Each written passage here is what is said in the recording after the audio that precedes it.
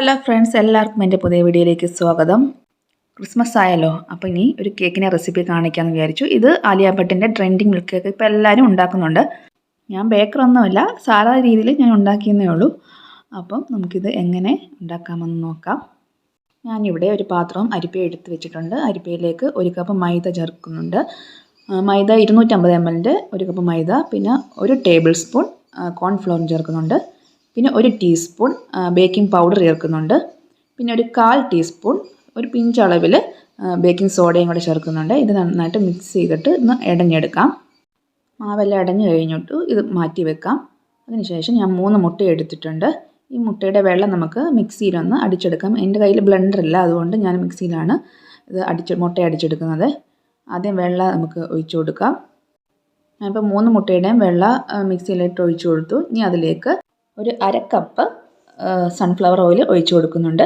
ഇത് നന്നായിട്ടിത് ബ്ലെൻഡ് ചെയ്തുകൊണ്ട് വരാം. ഇതുണ്ട്, ഇപ്പോൾ പതിഞ്ഞ് വന്നിട്ടുണ്ട്. ഇനി ഇതിലേക്ക് ആ മഞ്ഞ ചേർത്ത് കൊടുക്കാം. ആ 3 മുട്ടയുടെയും കൂടെ മഞ്ഞ ചേർത്ത് കൊടുക്കാം.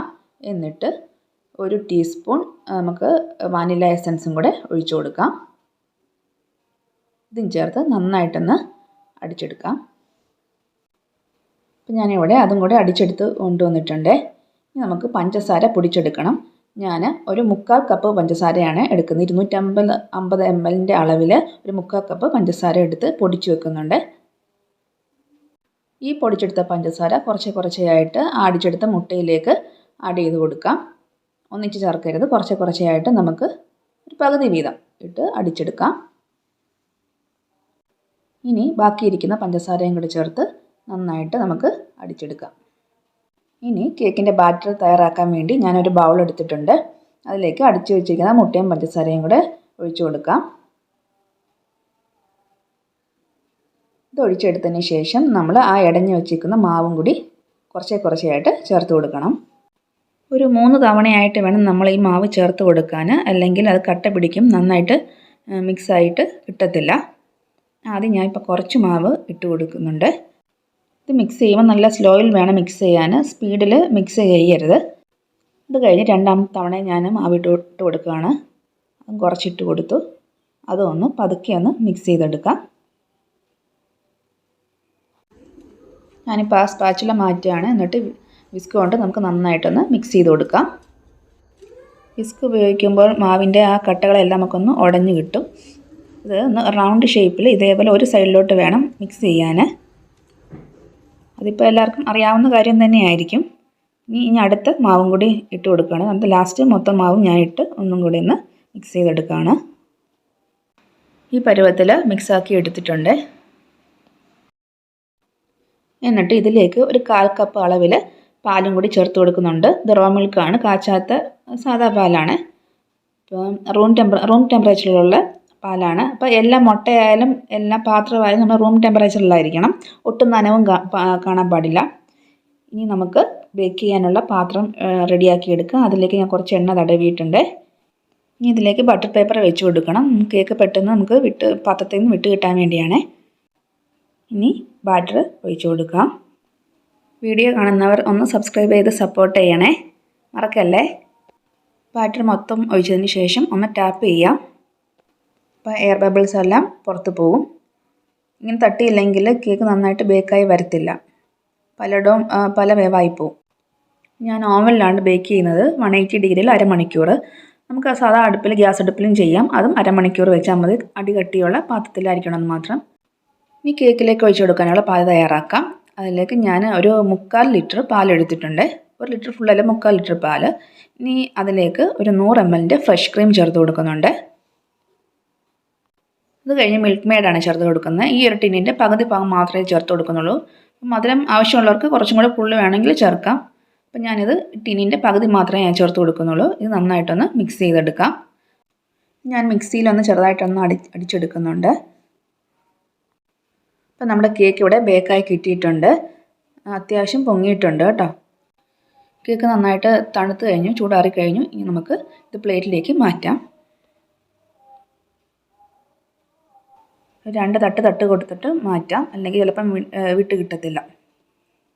എന്നിട്ട് ആ ബട്ടർ പേപ്പറെല്ലാം മാറ്റി കൊടുക്കാം. നല്ല സോഫ്റ്റ് കേക്ക് കേട്ടോ. നല്ല പഞ്ഞി പോലെ ഇരിക്കുന്ന കേക്ക്. നിങ്ങൾക്ക് ഗ്യാസ് അടുപ്പിലായാലും ഇതേപോലെ ചെയ്തെടുക്കാം. വേണ്ട ഈ കനത്തിലാണ് കേക്ക് എനിക്ക് കിട്ടിയിട്ടുള്ളത്. ഒരു 2 ഇഞ്ച് പൊക്കം കാണും.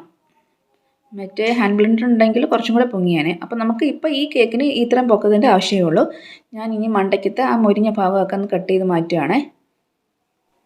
അതെല്ലാം കട്ട് ചെയ്ത് മാറ്റി. എന്നിട്ട് ഞാനൊരു ഈർക്കിൽ കൊണ്ട് അതെല്ലാം കുത്തി കൊടുക്കുകയാണേ. കാരണം നമ്മൾ പാൽ ഇതിനകത്ത് ഒഴിക്കുമ്പം കേക്ക് നന്നായിട്ട് പാൽ കുടിക്കാൻ വേണ്ടിയാണ് ഇങ്ങനെ ചെയ്യുന്നത്. ഇനി ഇതിലേക്ക് കുറച്ചായിട്ട് ആ പാൽ ചേർത്ത് കൊടുക്കാം. നന്നായിട്ട് കേക്ക് കുടിക്കത്തക്ക രീതിയിൽ പാലൊഴിച്ച് കൊടുക്കാം.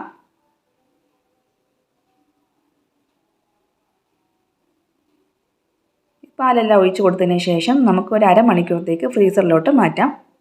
അപ്പോഴത്തേക്ക് നമുക്ക് കേക്കിന് വേണ്ടിയുള്ള ക്രീം തയ്യാറാക്കാം. വിപ്പിംഗ് ക്രീം തയ്യാറാക്കാം.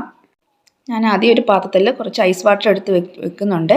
അതിന് മണ്ടയ്ക്കകത്തേക്ക് ബൗൾ വെച്ചു നമുക്ക് അതിനകത്ത് വേണം വിപ്പ് ചെയ്തെടുക്കാൻ. ഈ തണുപ്പില്ലാതെ ഇത് നന്നായിട്ട് വിപ്പ് ചെയ്ത് കിട്ടത്തില്ല. നമ്മൾ ഹാൻഡ് ബ്ലെൻഡർ ഇല്ലല്ലോ. അപ്പോൾ ഇത് ഞാൻ 100 ml വിപ്പിംഗ് ക്രീം പൗഡറാണ് എടുത്തേക്കുന്നത്. അതിലേക്ക് കുറച്ച് പാൽ ചേർത്ത് കൊടുക്കാം.